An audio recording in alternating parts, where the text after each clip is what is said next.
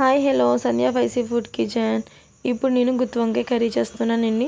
First అయితే mixie jar తీసుకొని mixie జార్లో 4 పచ్చిమిర్చి వేయండి, అలాగే ఆనియన్స్ కూడా వేయండి, అలాగే పల్లీలు కూడా వేయండి, అలాగే జీలకర్ర కూడా వేయండి, అలాగే ఎండుమిర్చి 4, తర్వాత కారం, సాల్ట్ వేసి మిక్సీ పట్టేయండి. మిక్సీ పెట్టేసిన తర్వాత అదంతా ఒక ప్లేట్లోకి తీసేయండి.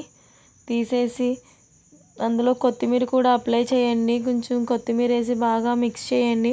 మిక్సీలో వేస్తే పేస్ట్ కింద అయిపోద్ది అనేసి నేను అలా వేసాను.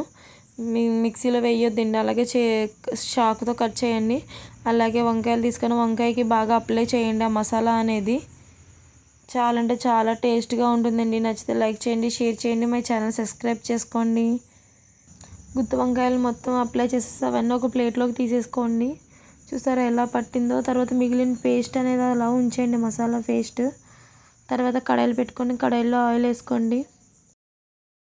ఆయిల్ వేసాక వీటెక్కాక చూడండి, మా ఆయిల్లో అయితే ఇంద్రధనుస్ అనేది వస్తుంది. అంటే ఇది చలికాలం కదా, అందుకనేసి మాది నూనె కూడా కొంచెం గెడ్డ కట్టింది, అందుకనేసి ఇంద్రధనుస్ అనేది వచ్చేసింది.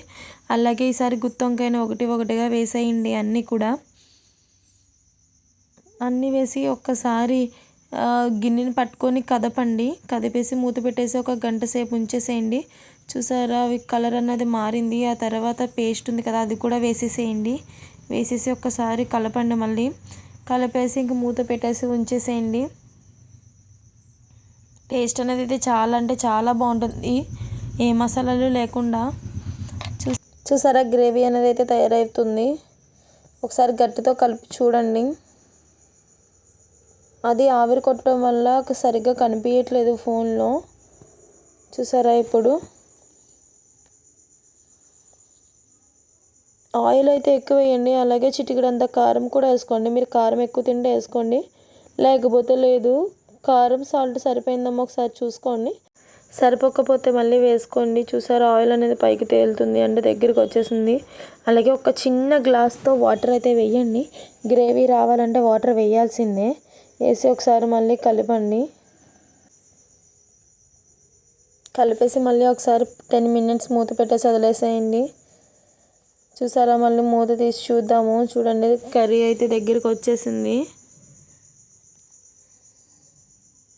మా ఇంట్లో అయితే మేము చాలా ఇష్టంగా తింటాము. అలాగే కొత్తిమీర కూడా చిటికెడంత కొత్తిమీర కూడా వేసుకోండి. చాలా అంటే చాలా బాగుంటుంది కర్రీ. చూసారా కర్రీ అయితే అయిపోయింది. నచ్చితే లైక్ చేయండి, షేర్ చేయండి.